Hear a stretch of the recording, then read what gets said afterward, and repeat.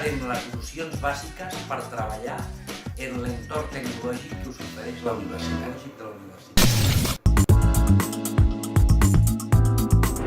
La universitat disposa d'ordinadors i cobertura Wi-Fi en tots els seus edificis i espais.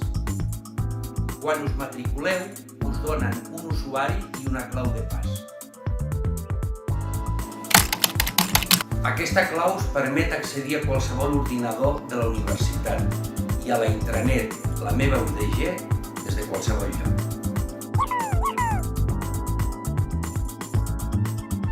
Utilitzeu una contrasenya alfanumèrica i canvieu-la sovint. No us oblideu de tancar la sessió quan estigueu en un ordinador públic. Algú que l'utilitzi a darrere vostra us pot suplantar la personalitat. La universitat i la biblioteca tenen perfils a Twitter i a Facebook. Segueix-nos per estar sempre informat. Compte amb el que pengeu a les xarxes socials. Un dia cercareu feina i us pot perjudicar alguna foto inapropiada o algun comentari que hàgiu penjat a la xarxa en el passat. La universitat garanteix la navegació a la seva web i intranet amb Explorer i Firefox. També podeu accedir a la web de la UDG des dels dispositius mòbils. I també connectar-vos a la biblioteca. Podeu reservar llibres, saber si la biblioteca està oberta, tot des de qualsevol lloc i en qualsevol moment. Parlem ara del correu electrònic. La universitat també us proporciona un compte de correu. Al vostre perfil podeu canviar-lo per l'adreça que utilitzeu habitualment. Tots els serveis universitaris es comuniquen amb vosaltres per correu electrònic.